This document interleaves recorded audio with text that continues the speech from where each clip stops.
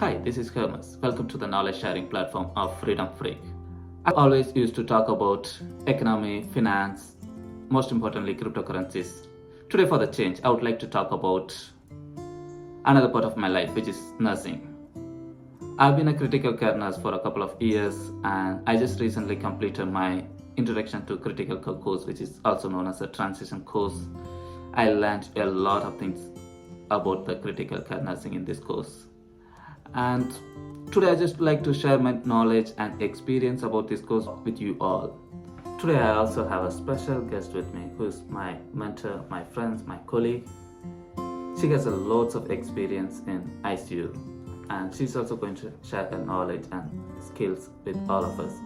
This episode is going to be very useful for all of the newcomers to the UK, especially who start their career in the ICU nurse in the UK. Thank you, Hermes. Thank you for having me at your Freedom Freak platform. I'm going to talk about the intensive care course, which is a transition course, mainly a course developed to support the new starters coming into intensive care environment. I know intensive care is a very scary environment where you see loads of monitors, equipment, drugs. Patients are very sick and sedated, so there's loads of things happening in an intensive care environment. Introduction to critical care course.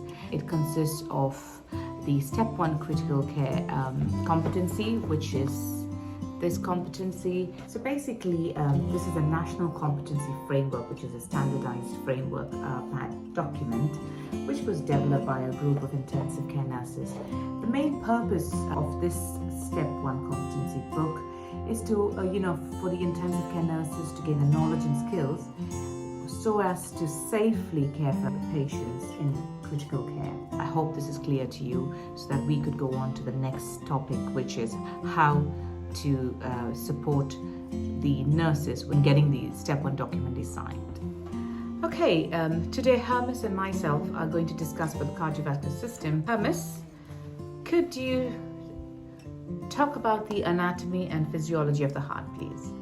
Heart is a cone-shaped hollow muscular organ. It is enclosed within pericardium. It pumps blood to the various parts of the body to meet the nutritive requirements. Greek name of the heart is cardio, from which we get the adjective cardiac. Latin name of the heart is cor, from which we get the adjective coronary. The human heart has 4 chambers: right and left atrium, right and left ventricle. Right atrium receives the blood from the superior and inferior vena cava, and from the right atrium blood goes into the right ventricle via tricuspid wall. Then from the right ventricle blood flow into the pulmonary artery via pulmonary wall. Through pulmonary artery, which is the only artery which carries deoxygenated blood in the body. Blood reaches the lungs where it gets purified and get oxygenated and flow back to the left atrium via pulmonary vein, which is the only vein which carries oxygenated blood in the body. Once it reaches the left atrium, then when the atrium gets contracted, blood flows to the left ventricle via mitral valve, which is also known as bicuspid valve. The easy way to remember the tricuspid and the bicuspid valve is when you're going for the shopping, you always think about any clothes you buy, you try it before you buy it. So that's the way I remember the tricuspid and the bicuspid valve. The first one is tricuspid valve, which is between the right atrium and the right ventricle. The next one is bicuspid valve, which is between the left atrium and the left ventricle.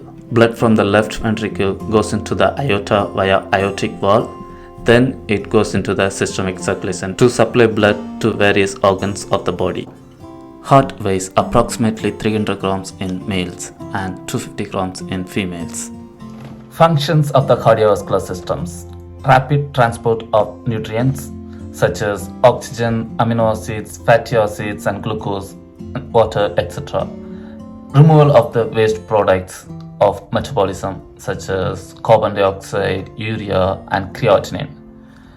And it also helps in hormonal control by transporting hormones to their target organs and by secreting its own hormone, for example, arterial natriuretic peptide. And also it helps in temperature regulation by controlling the heat distribution between the body core and the skin. It helps in reproduction by producing penis erection and providing nutrition to the fetus via a complex system of placental blood flow. Host defense by transporting immune cells, antigens and other mediators such as antibodies. Determinants of the blood pressure. Blood pressure is equal to cardiac output times systemic vascular resistance. What is cardiac output? Cardiac output is a amount of blood ejected from the heart in 1 minute. And what is systemic vascular resistance? Systemic vascular resistance is the resistance to the blood flow offered by the systemic vasculature. However, it excludes pulmonary vasculature. And cardiac output also has a formula, which is cardiac output is equal to heart rate times stroke volume. And systemic vascular resistance also has a formula, which is MAP minus CVP divided by cardiac output. Stroke volume is the volume of blood ejected in one ventricular contraction. So tell me, how do you define blood pressure? What is blood pressure? How do we get a blood pressure? Blood pressure is a pressure exerted by blood against the arterial walls. Blood pressure is determined by flow and resistance. As we discussed earlier, flow is the cardiac output and resistance is the systemic vascular resistance. This is where we get the formula that blood pressure is equal to cardiac output times systemic vascular resistance. CVP is a central venous pressure, which is also known as right atrial pressure and also known as right ventricular end diastolic pressure. In order to understand the CVP thoroughly, you need to understand how the CVP is being measured. In order to measure central venous pressure, which is CVP, doctor needs to insert central venous catheter. The site used by the doctors mostly are internal jugular vein, subclavian vein and the femoral vein. When it is inserted via either subclavian or the internal jugular vein, it reaches the superior vena cava and sits just above the right atrium.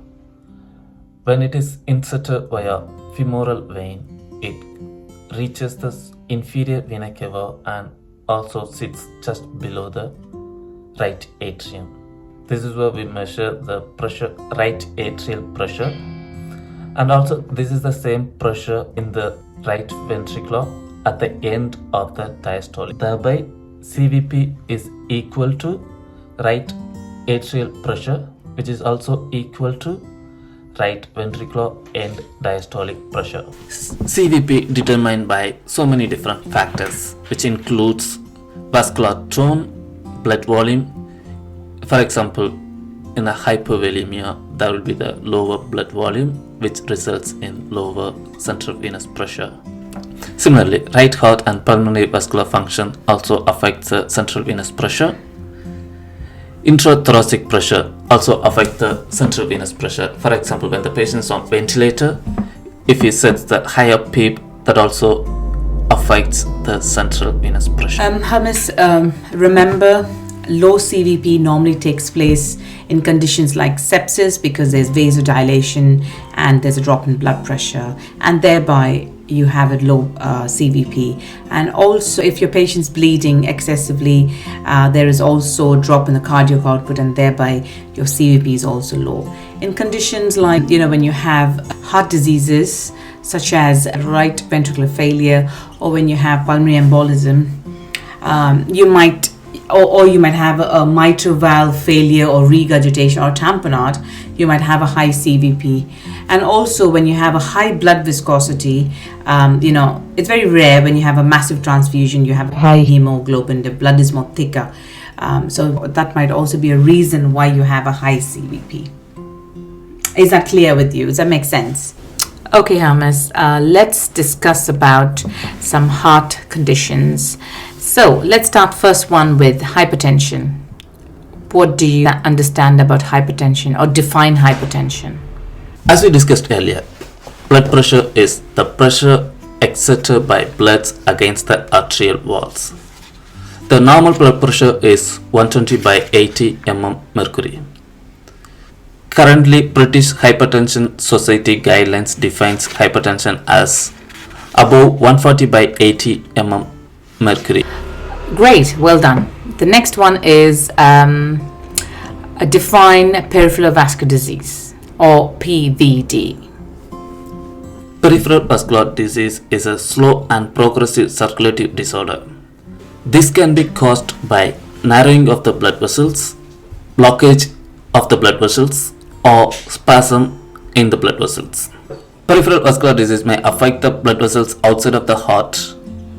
It can be arteries, veins, or even lymphatic vessels. It mainly affects upper limb and lower limb. You explained to me about peripheral vascular disease. What is the main difference between an artery and a vein? Could you explain the main difference between them? Arteries carries blood away from the heart, whereas vein carries blood towards the heart. And also, arteries are always a bit thicker than the veins. Arteries always carries oxygenated bloods, whereas veins carries deoxygenated blood, except in pulmonary blood vessels where things happen in the opposite way. That's good answer. And also don't forget, arteries have pulse, whereas veins don't have pulse, because that has an important role to play, especially during line insertion. So you can see the force of blood is more when it hits an artery, whereas a vein, you will not see that. So tell me about angina. What do you know about angina? And also the different kinds, unstable and stable. What's the difference between the two? Typical stable angina is constricting pain, tightness, or discomfort in the chest. It can be radiated to shoulder, jaw, and neck and arms. Usually pain occurs during the severe exercise, and the pain can be relieved by stopping the physical exertion. Whereas unstable angina is defined as angina on exertion. Here, initially the chest pain occurs only during the severe physical exercise. However, later on, over the few days, the occurrence of chest pain's frequency will increase. So the chest pain may occur even for a mild exercise. And another type of unstable angina is chest pain can occur with or without any provoking exercise. Even during the rest, the chest pain can occur. But in this type, chest pain live only the short-lived. It may settle spontaneously in a few minutes, or it may settle after a sublingual glycerin trinitrate. And another type of unstable angina is unprovoked prolonged episode of chest pain. It may look like acute myocardial infarction, but without definite ECG changes. And also there won't be any laboratory evidence of acute myocardial infarction. Good. My next question is, talk to me about myocardial infarction, and or how do you define myocardial infarction? Acute myocardial infarctions typically presents with chest pain. Sometimes it feels like tightness or discomfort, or sometimes even it may feel like indigestion. So the patient may get pain in the chest or even in the upper part of the abdomen, and the pain can radiate to the arms and even to the throat of the patient. So sometimes patient may have only pain in the radiation site, such as the throat, may not have any pain in the chest at all. In myocardial infarction, the chest pain lasts at least for 20 minutes. And there are two types of myocardial infarction, which is STEMI and NSTEMI. STEMI is ST elevation myocardial infarction, where the patient will have a changes in the ECG, ST elevation, and also there will be the changes in the laboratory evidence. In non-STEMI, there won't be any ST elevation in the ECG. However, there will be the biomarker changes, increase in the troponin level. Non-ST elevation myocardial infarction and unstable angina is only different from troponin changes. Excellent, good. So what is left ventricular failure? Have you heard of that? So what do you mean by that? Left ventricular failure is a failure of left ventricle. Okay, and what are the symptoms?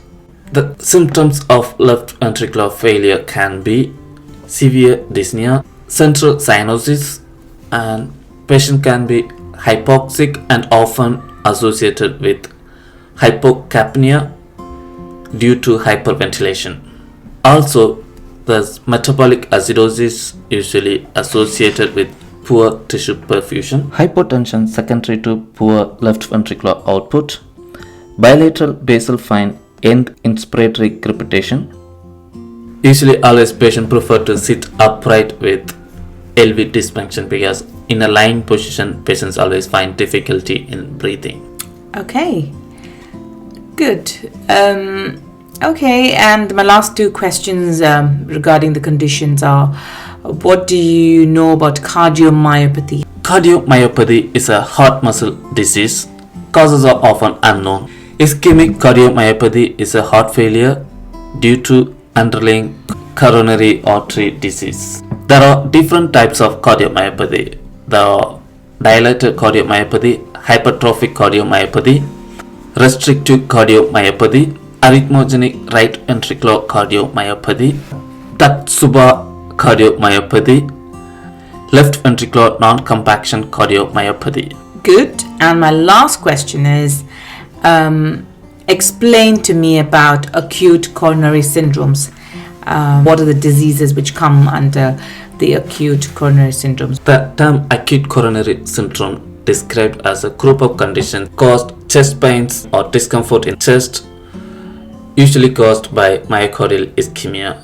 Acute coronary syndrome includes STEMI ST segment elevation myocardial infarction, NSTEMI non-ST segment elevated myocardial infarction, and unstable angina. Thank you so much for watching the video. I hope this video was useful to you. There are many more informative videos to come to support the nurses with ICC course, ICU course, ECG course, liver course, NCLEX course. So please do subscribe to make use of all the future informative videos, and also hit the like button if you do like the videos. That will help the YouTube algorithm to reach out to more people. Please put your suggestion in the comments, and that will be useful to make our future videos in a better way. The reference list will be available at the end of the video and also on the description. Thank you.